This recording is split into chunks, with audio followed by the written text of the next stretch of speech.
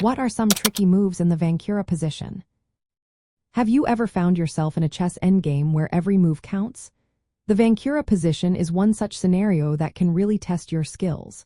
In this position, one side has a rook and a pawn, while the other side has just a rook. The pawn is not beyond its 6th rank, and the stronger side's rook is positioned in front of the pawn.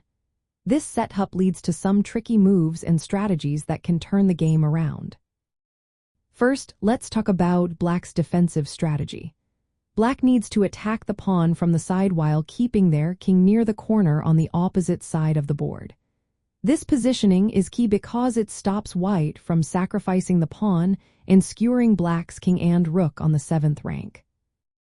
Next, preventing the pawn from promoting is critical for Black.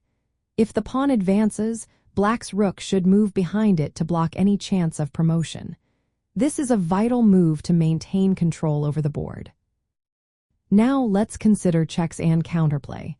Black can use checks to keep White's king from supporting the pawn.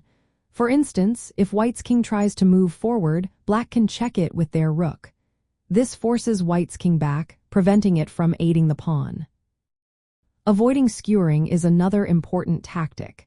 If the pawn reaches the 7th rank, Black must position their king so that White cannot check the king and then support the pawn's promotion.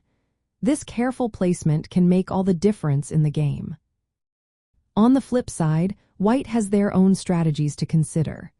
The best approach for White is to bring their king to a spot where it can support the pawn without being checked away. However, due to Black's rook checks, this can be quite challenging, often leading to a draw. In practical terms, understanding these moves is essential for both sides in the Vancura position. For the side with the pawn, the goal is to find safe ways to advance it. For the defending side, it is all about maintaining checks and preventing the pawn from promoting. Mastering these strategies can turn a tough endgame into a well-fought battle.